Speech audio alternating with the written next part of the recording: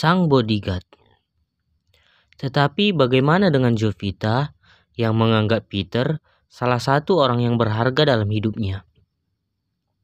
Peter, orang yang sangat baik dan sangat setia pada keluarga Jovita. Lelaki asal Kupang itu rela melakukan apapun demi menyelamatkan dan menolong Jovita. Sangat tidak mungkin baginya jika membiarkan Peter mati sia-sia. Semua yang dilakukan orang itu hanya untuk dirinya. Bagaimana mungkin dia membiarkannya mati? Kalian salah, Kak. Dia bukan hanya sekedar bodyguardku. Dia omku. Dia keluargaku. Satu-satunya saat ini. Hanya dia orang yang mengerti dan menolongku saat terpuruk. Dia berharga untukku. Ujar Hara menangis. Hatinya sangat sakit mendengar orang yang ia sayangi ditangkap Bokoi. Hara, dia hanya bodyguardmu. Tolonglah mengerti perasaan kami dan perasaan Bos Leon. Ucap Riko dengan tatapan memohon. Kami ingin ketenangan sedikit, Nona Hara. Sebenarnya demi menyelamatkanmu. Anak buah Bokoi melukai Iwan. Kami juga melakukan semua yang kami mampu untukmu, Non, ucap Riko dengan mata berkaca-kaca. Ia merasa sedih saat Jovita membela sang bodyguard dengan tangisan. Padahal mereka tidak tahu bagaimana besar pengorbanan Peter pada keluarga Jovita dan Jovita sendiri. Kak Riko, maafkan aku karena membuat kalian semua susah dan terluka, ujar Jovita. Kini Jovita terjebak di dua pilihan. Non Hara, bos sangat marah pada lelaki itu karena dia hampir mencelakaimu, karena mengajakmu melakukan misi berbahaya itu. Kak Riko salah, justru dialah yang selalu menyelamatkanku saat aku dalam bahaya selama ini. Tolong lakukan sesuatu, Kak. Tolong bantu dia. Aku mohon. Riko menatap Jovita dengan sangat kecewa.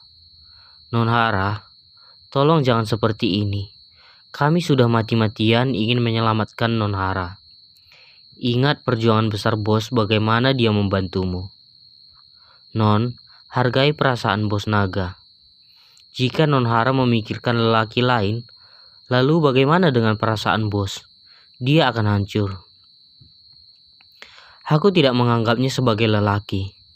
Justru dia memperlakukan sebagai keponakan Kak Riko. Jangan salah paham. Riko sampai kehabisan kata-kata membujuk dan menjelaskan pada Jovita. Namun, di sisi lain, Jovita bukannya ingin bersikap egois. Ia hanya ingin Peter selamat.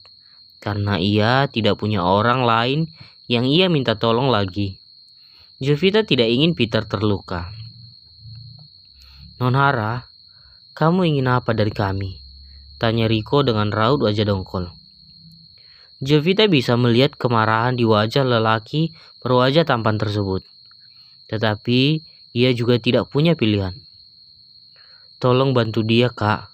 Kalian orang-orang yang sangat hebat. Non Hara, kamu ingin mengorbankan nyawa untuk lelaki itu? Tanya Riko dengan suara penuh penekanan. Jovita menelan ludah. Maafkan aku, Kak Riko. Aku ingin omku selamat, ucap Jovita dalam hati. Tolong sampaikan pada Pak Leon, Kak. Aku tidak punya siapa-siapa lagi yang aku harus minta tolong. Non Hara, kamu tidak kasihan sama bos kah? Aku lebih kasihan sama Om Peter, Kak Riko. Tidak ingin disalahkan walau dengan perasaan kecewa, Riko mencoba menelepon Leon. Namun belum bisa karena dalam pesawat. Belum aktif, dia masih dalam pesawat, ujar Riko. Wajahnya kali ini benar-benar tidak bersahabat padanya. Kalau saja Jovita bukan wanita yang dicintai sang bos, mungkin lelaki bertubuh tinggi itu sudah melenyapkannya saat itu juga. Karena ia berpikir, apa yang sudah mereka lakukan merasa tidak dihargai Hara. Namun, wanita cantik itu juga dalam posisi yang sulit. Mana mungkin dia bisa berdiam diri pada lelaki yang sudah mengorbankan nyawa pada dirinya dan keluarganya. Peterlah keluarga satu-satunya yang dimiliki saat ini. Tetapi Leon tidak tahu akan hal itu.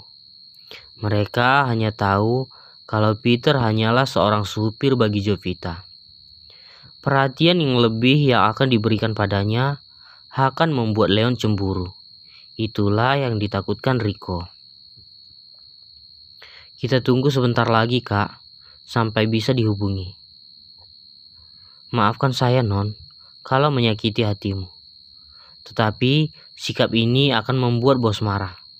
Saya tidak ingin menghancurkan hati bos lagi. Dia jauh-jauh pergi ke Penang untuk membantumu, Non, mendapat keadilan, agar kedua orang tuamu namanya dibersihkan. Bisa saja dia mengajak Bokoi berperang mati-matian. Tetapi yang dia dapat kematian dan nama keluargamu akan tetap jelek karena dituduh menggelapkan dana proyek. Kamu pilih mana?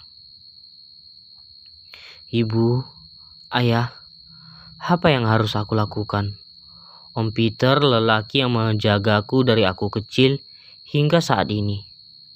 Apa akan aku korbankan dengan seorang lelaki yang menjagaku baru beberapa bulan? Dia juga rela mengorbankan nyawanya demi diriku. Namun, lelaki itu menolak darah dagingnya yang aku kandung. Ibu, apa yang harus aku lakukan?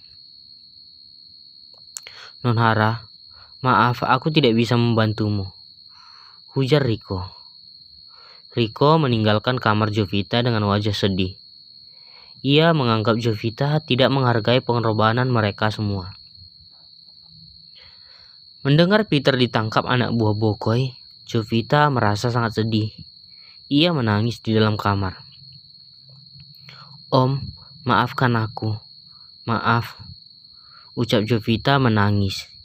Ia menyalakan keran air agar ia bisa meluapkan kesedihannya dalam tangisan.